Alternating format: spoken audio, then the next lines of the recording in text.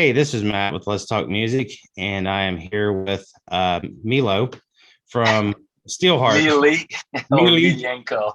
Yeah, I'm sorry I butchered it, man. I knew I was going to. That's why I didn't It's want all to go good. Don't worry with the about full it. name. I'm good. How are you? I'm doing well. There's not one person that I speak to or give my name over the phone that doesn't, they all pause and they go, okay, I'm going to try to give this a shot. So not a problem. It looks pretty nice where you're at. Where you at? I am in Los Angeles, California. This is my little porch outside, which I call the bistro. And it has a nice table for two. And this saved me during the pandemic Oh, right here. nice. Yeah, because I did it alone, and um, it was pretty intense at some points. I'm sure everyone can understand that one. Right. Well, go ahead and jump into this. First off, like I said, it's an honor to talk to you. I remember you're one of the concerts that I just really vividly remember in my head. I was 14 years old. And if you don't remember, this was 31 years ago in Columbus, Ohio, at the Newport Music Hall. You guys opened up for Lynch Mob. Yeah, And it was one reason that I went, outside of the fact that I loved your music was I wanted to see if you could really hit the notes. So you did not disappoint. And the other man was just, the big thing that made this stuck out for me was we were out front after the concert ended, and Mick Brown was walking down the street, and my buddy's brother was a drummer, and he says, "Hey man, can I get an autograph?" And Mick said, "Well, I ain't got time for you guys." Well, as he said that, John Fowler was walking out the front door of the venue, right. and he's like, "Hey, you can come hang with us." And I was 14 years old hanging out with these rock stars and a bar. I was just like, wow, it was. So yeah, that one Great. really stuck with me. Oh, that's great. I'm great. Johnny was always so friendly, and he was always open arms. He was definitely great that way, and a great drummer. So Yeah. we do miss him. Yeah, I love that drum set he had back then when you guys made the first album. Oh my God, that cost us a lot of money. You have no idea. It wasn't even the drum set what cost the money. Is that we did the shows in Asia, and we Mhm. shipped that whole drum set to Japan. Oh wow. That was what you call rock star stupid. Can you? I mean, the shipping was more than the drums. You know what I mean? Right. But So yeah, speaking of Asia, I was listening to an interview that you did previously about a year ago, and you and this I can't remember the guy's name, but you guys did a segment where you was talking about when you was picked up by MCA and how they kind of put you guys on the shelf, and then you went over to Asia and like you exploded over there. And then finally, you come back here and you guys exploded, and they was like, "Oh, we got something here." Um, I'm not a record executive or anything like that, but they should have known right away, dude. That album was epic. oh, thank you. It's crazy. Honestly, I mean, we've met a lot of A&R guys even before we got signed, and I don't know, it was just really weird. Everybody had something to say. It was like, oh, well, you need this, you need that. And there was a few guys that came to see us, and I'm going, really, bro? Are you listening to the same stuff I'm hearing? You know, Mm-hmm. and and then it wasn't until I met, honestly, my first manager, and I went to, quick story. It's like I went to I was home, and I was having dinner with my parents, and my father goes with a broken accent. He goes, "So what are you doing with your life?" Just like the Twisted Sister video, you Right. know. And I said, I'm going to Los Angeles. I'm going to Hollywood. I said, I'm going to Hollywood, California on Friday to become a star. And he says, do it. Do it. Don't talk about it. Do it. And I did. I went Friday, and I had a couple of people that I needed to meet that had some connections with. And one in particular was this producer. I can't remember his name. He produced the band Sheriff and amongst other bands. And And so he goes, hey, you should come up, go meet this guy, play some music. And there's also a really big manager they're staying with him for a couple of days. And so I went there and we listened to the song and we listened to Angel Eyes and I'll Never Let You Go. I mean, and so he listens to it. He goes, well, maybe we should change. Maybe it needs to this. He goes, let me listen again. And he goes, well, maybe it doesn't need anything, does it? I go, nah, I think it's done. And then he listened to 4 songs and every one of them, he said the same thing. It's not, these songs are done. Right. So then Stan comes up and he goes, hey, you really need to listen to this kid. You got to listen to his music. He goes, you ready? I cannot listen to any more music. I don't want any more bands. I got too much going on. You look great. I'm sure you sound great. I can't do it. And then the other producer just goes to him. He goes, hey, listen, I think you really need to hear this band. You need to listen to this. And he goes, okay, I'll tell you what. Here's my address in New York in my office. Send me the tape and I'll have a listen. So he's leaving. It's Monday. Okay. He's leaving in the afternoon. I went right over to the FedEx and I FedExed it overnight. So when he came to his office, all right, in the morning, the tape was sitting on his desk. I didn't even get home yet. Okay. Back to Connecticut. And he left a voicemail on my machine. I swear, he was halfway through the song and he says, you fucking prick. It is that good. Call me. We got to make a deal. And he hangs up. And came back on Tuesday.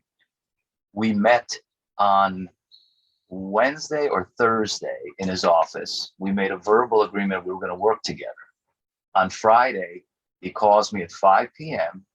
He goes, you're going to be signed to MCA Universal. Have a good day. Boom. And that was it. Wow. We were signed in no time. Yeah, I mean, it is. I remember buying the tape. I went home and listened to it, and I remember, oh my God, what was it? Love Ain't Easy was the first track. Right. And right.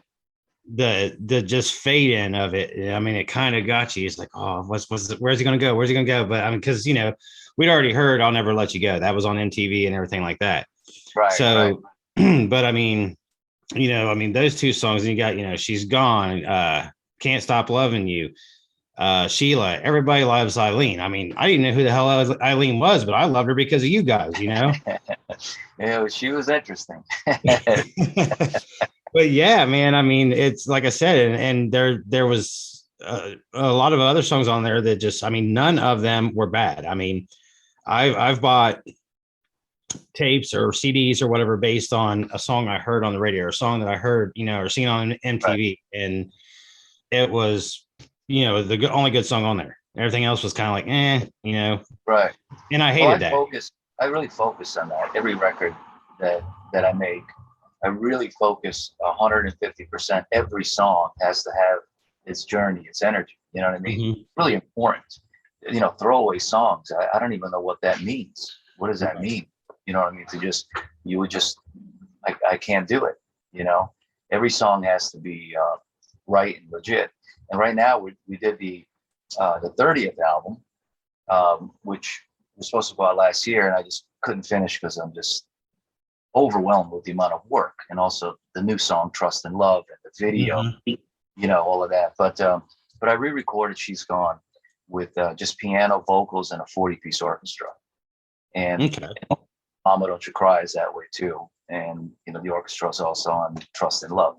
So it's and we redid Everybody Loves Eileen, and I'll Never Let You Go as a duet. So we are right now just fishing who is going to be the person to do the duet with me. Oh, nice. Yeah. So we're starting to build some fun stuff with it, but it sounds beautiful. I mean, really, how can you go wrong with a 40-piece orchestra? Right. It's just grand, should I say? Well, one other thing I wanted to touch on before we got into Trust and Love was you did the Rockstar soundtrack. Yeah, I did. We All Die Young is from the 3rd album, the Wait album. Mm-hmm. And now we remixed it, remastered it, that song, the original, and that'll be also on the record. So and I did all 7 songs that Mark sang, but no one heard all the other songs, which Right. are great. They're really good. Yeah, I actually So have a soundtrack. I love that movie. yeah, that was a great movie. I think there's an energy that may come back, and there may be actually a possibility of actually Steel Dragon being put together. The Really? original. Yeah. So Awesome. so it's a little bit of a insight out of the cat out of the bag thing, but it was supposed to happen in 2019, but COVID hit and they canceled our show. It was set, it was ready to go, it was booked, it was done deal, and COVID hit, ruined everything. Yeah. One thing I didn't realize about the movie was till later on when I was reading them something about it was the kid that went in and took Mark Wahlberg's place at the end was Miles Kennedy. Yeah, yeah, And I know. the way he looked then and now, I mean, I never put 2 and 2 together, and I was like, holy crap, that was him. Yeah, yeah, I know. Yeah. It was small world, you know what I mean? But Right. he did really well for himself, you know. Hmm. He's doing really well now still, you know. So it's like good for him, you know. Yep. Well, let's So touch trust and love. For one of the things that I seen in the press release is it was recorded in 10 different languages. yeah, I know. So well, yeah, I mean, but you was able to get out to a broader audience with that. Well, you know, when I wrote it, it's a song for unification, you know, for bringing the Hmm. people together. It's kind of like my gift to the world, and it's a message for leaders. It's a message for the people to to raise our vibration. We all know there's a new world here. There's something else is going on that's so much more greater at this point. I truly feel that, and I know a lot of other people do too. And we Right. have one person testing us right now, and Hmm. you know that's our boy in Russia there that is just testing our to evolve. He doesn't want to. It's like slowing us down. And so the song, it just what I originally when I wrote it for the unification of the Korean Peninsula. You know, for the North and South when they were fighting constantly. And then when I got to the piano, it just started writing itself, and it came out trust and love. You know, and as I finished writing the English version, and then I did the Korean version, I just felt like something else was pushing me. It's like, hey, you know, this is even bigger. And then I sang it in Croatian, my language, translated it, and then said, well, and then in Croatian, might as well do it in Italian. It's right across the street, you know, right across the Yeah. channel. So I did it in Italian. It's like, well, if Italian, how hard can it be to sing it in Spanish? So I sang it in Spanish, Portuguese, Chinese, Japanese, Russian, Hindi, Korean, English. What am I missing? Uh, anyway, there's 10, Right. and there's 4 more in the works: Swedish, German, French, and Arabic. So Okay.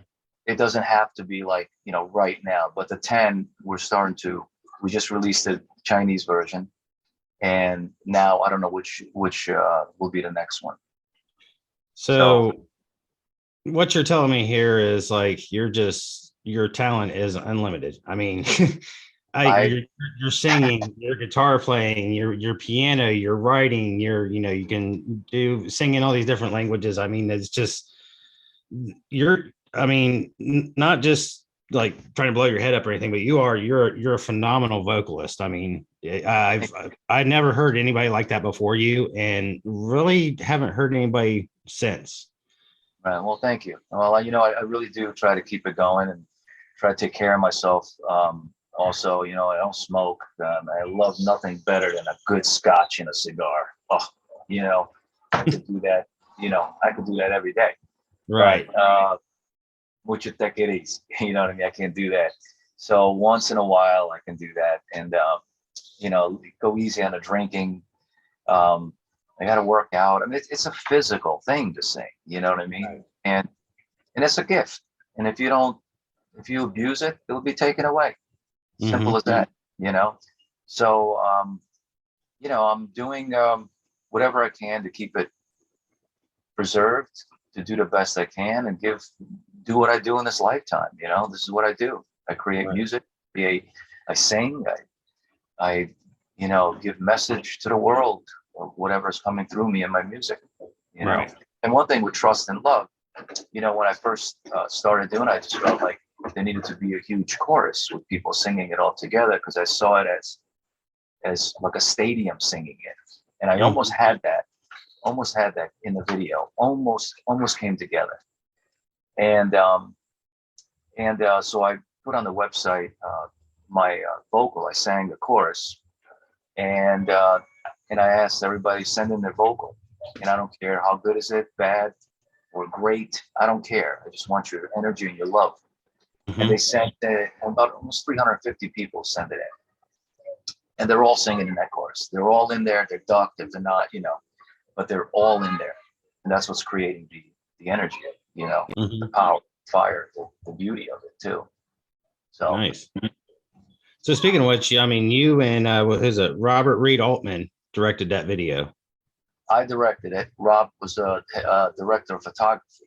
Okay. He was my DP. Okay. And then amongst 700 other people in that, there were 700 people came together to create that video.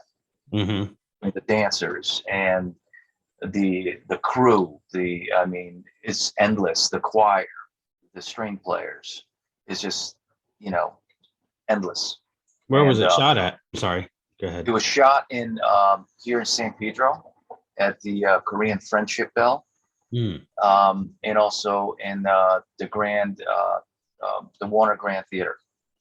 Okay. And then in Malibu, and where else? Or also in up in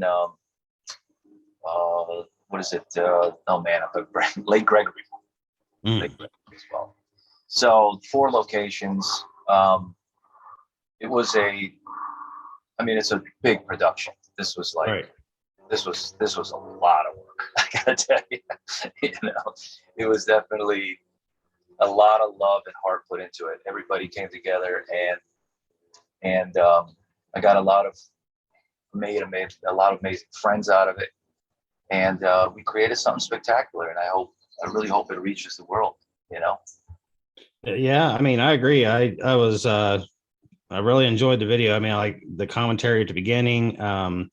The the different settings, like you said, there was 4 locations. I mean, it was kind of like just a visual and an audio experience, like you said, you like to tell a story. And I mean, it was from, beginning to end, a beautiful story. I mean, I was listening to the song, and, I'm one of them guys that when I hear something I really like, I get goosebumps. So, I mean, how I'm getting them talking about it. So, right. Oh, that's good. That's good. Right. Yeah, and it's not the typical, SteelHeart we're used to, so. Right. Well, it's a little bit out of this is more of a world song. You know what I mean? It's written for the people. It's not written for, let me be the guy, the screamer. It's more about the message. You know what I mean? So everyone can sing the chorus and easy. That's the whole point. So yeah, we shall see. I liked it, man. It's got a good message to it, and I mean, it's awesome that you're taking your time and your talent and everything, and you're turning it into something really positive. Yeah, and it was, and also considering my success in Korea, and also the way it started, it was the respect of, also I wanted to bring the heritage in. I wanted to bring the old vibe, or the beauty of the culture and everything, and that Friendship Bell is, you should look it up when you have a chance. Okay. It's a Korean Friendship Bell in San Pedro, and it's a monumental place, and not everyone is allowed to hit that bell. It's a sacred bell. 18,000 tons of bronze. Wow. And so I chose the director of KCCLA here in Los Angeles, And I asked them, hey, join me on this. Let's do this together. Let's hit this peace bell and let it ring through the world. You know, let's see if we can reach the people. You Mm-hmm. know, and I thought it was beautiful. I thought it came out fantastic, and you know, the energy. He did a great job as acting in it, and the little girl. I mean, you Yes. know, singing. It's just, you know, it's just precious. So that was my whole vision. You know, to see the little girl singing and the innocence of it. You know what I mean? Mm-hmm. And I can only create and do and give it to the world, and the rest is up to everyone else. You Right. know? Yeah, it sucks that MTV's not around anymore. I mean, because that would have definitely hit a lot of people. But I mean, Yeah, YouTube's just as big. It's just I don't know. I mean, I really miss my MTV. yeah. Well, the YouTube, you're not going to see it unless you pay crazy ad money. You know, to Mm-hmm. be seen. That's just the nature of it. It's just Right. not. It's what it is. It's all about money. You know, and it's too bad. You know, I was thinking about creating an MTV somehow. It's like that was amazing. You know, It to was. do videos that make success. So it's like they were talking about redoing it, but YouTube is just way too big. So Yeah, I think MTV would be great for musicians again. I mean, it was it was a way of selling yourself, you know, and you get in there, and I mean, like a lot of your older videos, you know, I was actually showing my daughter "Can't Stop Me Loving You," and I mean, just she's like, I said, "This is from the '90s," and she says, "I can tell by the video quality." Because she's in YouTube, and I'm like, right, well, I mean, that was the days of MTV, you know, but right, you know, I right. mean, to us, it was like we're just sitting there like, oh man, this is so great.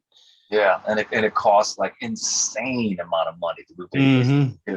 You know, that video I think was like, I don't know, $300,000, $400,000. Like insane. Well, not hey, this trust and love is not cheap. I'll tell you I, that one. I didn't think it was. You know, no, that one's like, you know, I may be working at 7-Eleven soon. You know what I mean? So, because yeah, my company, I paid for it. I paid for Right. all of the recording of it and the strings and I don't know. It's like, you know, life. There's something else driving me, you know, pushing me. So what do Mm-hmm. you do? You do what you do. You know, Yeah. give you I all your mean, heart, take it from there. at least you're, you know, I mean, you have some influence on people, you know, because of, you know, of all the music you've made, where, you know, where you've been, where you are.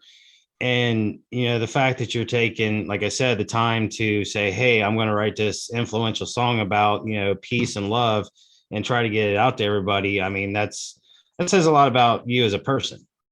Yeah. Well, thank you for recognizing it. And it's like, you know, it's even.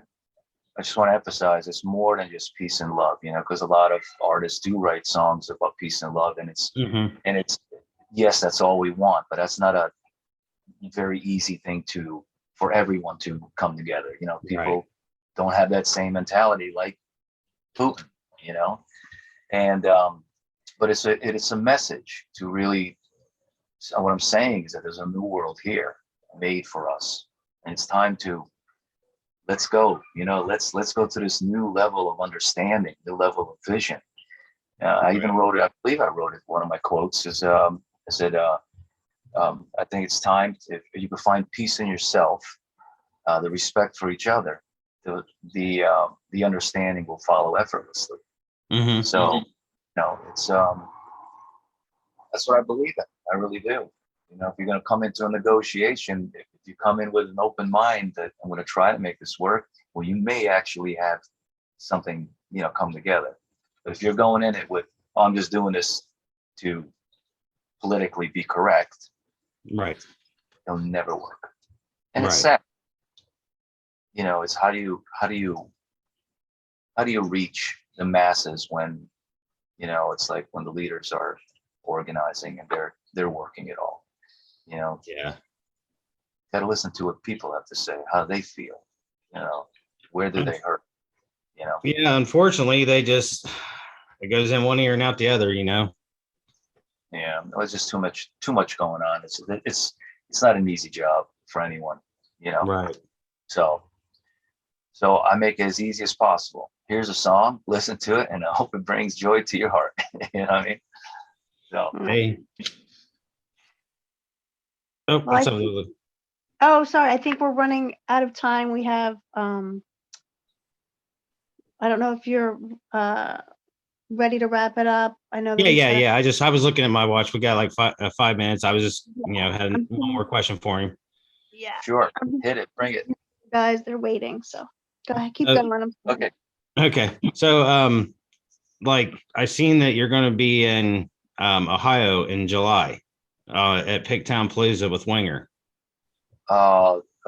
With back in Ohio. Yeah, wait a minute. Don't we go to Ohio next July or something? Yes. Oh, okay. I guess we're going. I don't know. Yeah. This July, Winger is going to be there. Stephen Piercy, LA Guns. Oh, That's should be my fun. wheelhouse, dude. Yeah, it's gonna be fun as hell. Yeah, definitely. Are you going? Yeah. So, Okay. maybe if we can put something in the works to, maybe have a glass of scotch together and, do a live interview. What do you drink? I am either a Lagavulin or a Macallan 15, McAllen. or Oban, or a actually the Macallan 12 is pretty good too. I gotta tell Yes, you. it is. And but or a Lafroy, So I'm all of those are in the wheelhouse, so to speak. Hey, So, if I can get a live interview or whatever, if we could just maybe meet up, I'll bring the bottle. oh well, if that's not a problem, just talk to Jamie and see what we can set up. All right, buddy. All right.